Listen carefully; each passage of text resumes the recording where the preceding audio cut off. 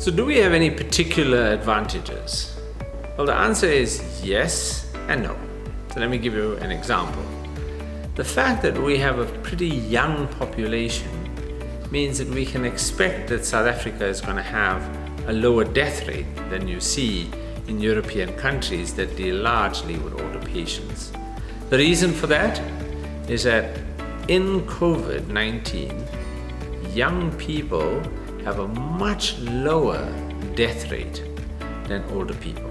Older people who get COVID-19 are often in a situation where they get a severe disease, and so death is much more common. So we can expect to see fewer deaths. Some have argued, well, shouldn't our weather protect us? We have nice, beautiful, warm weather. Well, the answer to that is probably not. This virus seems to survive well in a wide range of temperatures, and certainly has been spreading in both warmer and colder climates. So it doesn't seem to be as dependent on the weather as influenza. It's still a bit early to tell. We'll get a better sense of what's its seasonality after a year, because the virus hasn't accounted all the seasons yet. But the early suggestions suggest that it's probably not going to be helpful. Finally, some people say, well, we have BCG. What about BCG?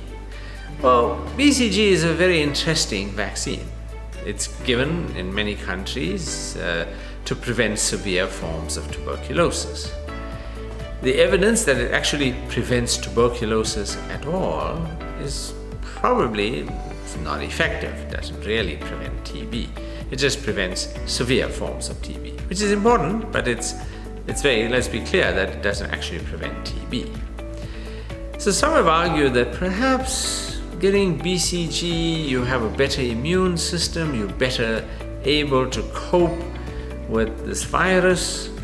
That seems a bit far-fetched, but it's still an interesting hypothesis. And the reason it's being promoted is because at a country level, what is called an ecological analysis, countries that have universal BCG have generally had milder epidemics. The problem with that analysis is that it's done at a time when the epidemic hasn't really taken off in Africa yet. So we'd like to see that analysis again, in 6 months' time or so, to get a better understanding as to whether there's anything genuine in that. For now, there is no evidence that BCG does anything helpful in the COVID-19 patient, but it's an interesting hypothesis that somebody should do some research on.